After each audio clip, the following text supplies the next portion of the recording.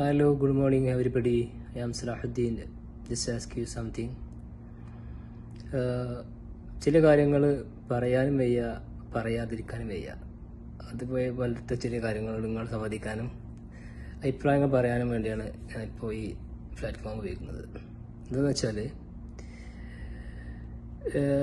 ഖത്തറിലേക്ക് ഇറാൻ്റെ മിസൈൽ ആക്രമണം ഉണ്ടായപ്പോൾ നമ്മളെ വീട്ടിൽ നിന്നോ നമ്മളെ കുടുംബത്തിൽ നിന്നോ നാട്ടിൽ നിന്നോ എത്ര ആളുകൾ നമ്മളെ പ്രവാസി ലോകത്തേക്ക് വിളിച്ചന്വേഷിച്ചു, അവരുടെ വിശദ വിവരങ്ങൾ അന്വേഷിച്ചു.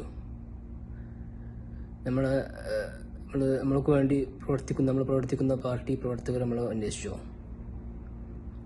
അല്ലെങ്കിൽ അത്രയും നമ്മളെ സ്നേഹിത ഗവൺമെൻറ്, കേരള ഗവൺമെൻറ് നമ്മളെ അന്വേഷിച്ചോ?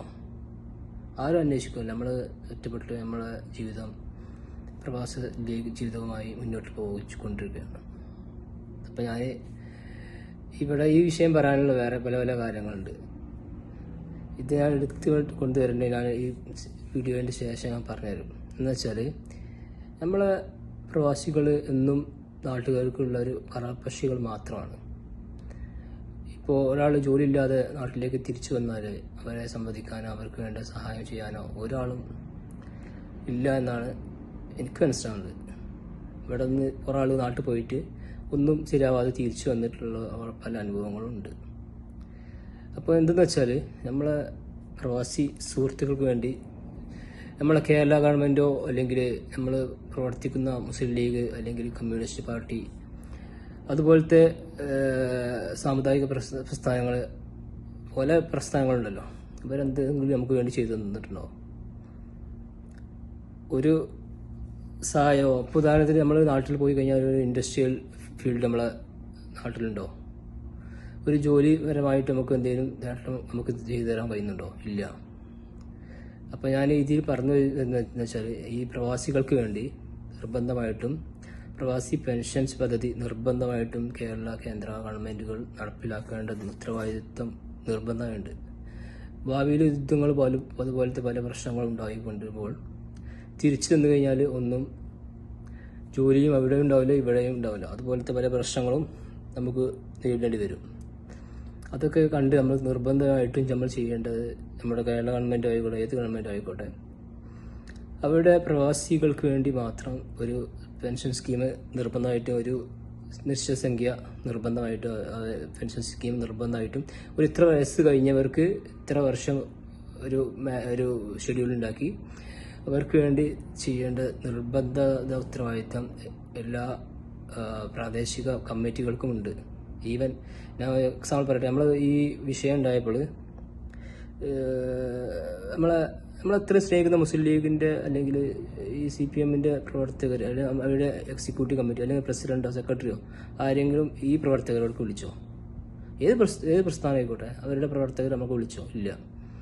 അപ്പോൾ ഞാൻ ഒന്ന് പറഞ്ഞു വെച്ചാൽ, അപ്പോൾ ഒരു പെൻഷൻ പദ്ധതി സ്കീം നിർബന്ധമായിട്ടും നമ്മളെ ഗവൺമെൻറ് അല്ലെങ്കിൽ അതിൻ്റെ ലോക്കൽ കമ്മിറ്റികൾ ലോക്കൽ ഗവൺമെൻറ്റുകൾ ചെയ്യേണ്ടതുണ്ട് നിർബന്ധമായിട്ടും. പിന്നെ എനിക്ക് വേറെ വിഷയം ഇതിലേക്ക് നിരവധി ആളുകൾ നമ്മൾ വലിയ വീടുകൾ വെക്കുന്നു. അപ്പോൾ ഇതിൽ നിന്ന് കുറേ ടാക്സുകൾ ഈ വീടിൻ്റെ വലിപ്പം അനുസരിച്ച് ടാക്സുകളും ഒക്കെ വരുന്നുണ്ടല്ലോ. അപ്പോൾ അതൊരു ഗവൺമെൻറ് വരുമാനമാണ്.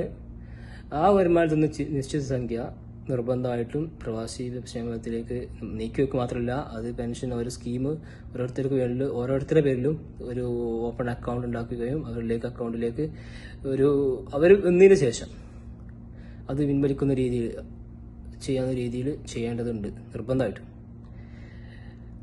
അത് പ്രത്യേകമായിട്ട് എനിക്ക് പറയാനുള്ളതാണ്. നമ്മൾ യുദ്ധം ഉണ്ടായപ്പോൾ തന്നെ നമ്മളെ ഭീതി മനസ്സിലാക്കാം. എല്ലാ എയർപോർട്ടുകളും എല്ലാം അടച്ചു. അത് ഇപ്പോൾ കണ്ടിന്യൂസ് ആയിട്ട് അങ്ങനെ യുദ്ധങ്ങൾ അഥവാ ഭാവിയിൽ ഇല്ലാതിരിക്കട്ടെ, അങ്ങനെ ഉണ്ടായിക്കഴിഞ്ഞാൽ നമ്മളെല്ലാവരും ബുദ്ധിമുട്ടാകും. അപ്പോൾ അതൊരു ഇമ്പോർട്ടൻ്റ് ഒരു കാര്യമാണ്. പിന്നെ ഞാൻ കേരള ഗവൺമെൻറ്റുമായിട്ട് സംവദിക്കേണ്ട ചില കാര്യങ്ങളുണ്ട്. നമ്മളെ സമൂഹത്തിൽ കുറേ വിദ്വേഷ പ്രസംഗങ്ങൾ മറ്റും നടന്നുകൊണ്ടിരിക്കുന്നുണ്ട്. പല ഓൺലൈൻ മാധ്യമങ്ങളും അതുപോലെ തന്നെ കുറേ ആളുകൾ. എക്സാമ്പിൾ നമ്മളെ പി.സി. ജോർജ് പോലത്തെ ആളുകളൊക്കെ നമ്മളെതിരെ മുസ്ലിങ്ങൾക്കെതിരെയും ഒരു സമൂഹത്തിനെതിരെ, മുസ്ലിങ്ങൾക്കെതിരെ പറഞ്ഞിട്ടില്ല, സമൂഹത്തിനെതിരെ പല വിദ്വേഷ പ്രസംഗങ്ങളും നടത്തിക്കൊണ്ടിരിക്കുന്നുണ്ട്. അപ്പം നമ്മൾ എൻ്റെ അഭിപ്രായത്തിൽ ഒരു വിദ്വേഷ പ്രസംഗം നടത്തുന്ന വ്യക്തികൾക്കെതിരെ കേസ് നടത്തുന്നതിനപ്പുറത്ത് ഒരു നിശ്ചയ പൈസ ഒരു ഉദാഹരണത്തിന് 15,000, ഒരു കേസിന് 15,000 റുപ്യ, 20,000 റുപ്യ, അങ്ങനെ ഒരു സംഖ്യ വെച്ച് ഫൈന് അവർക്കെതിരെ നടപ്പിലാക്കുകയാണെങ്കിൽ ആ പൈസ ഒരു വരുമാന രീതിയിൽ ഗവൺമെന്റിന് ആവുകയും ചെയ്യും. ആ വരുമാനം നമുക്ക് പ്രവാസി ക്ഷേമത്തിലേക്കൊക്കെ വിനിയോഗിക്കുകയും ചെയ്യാം.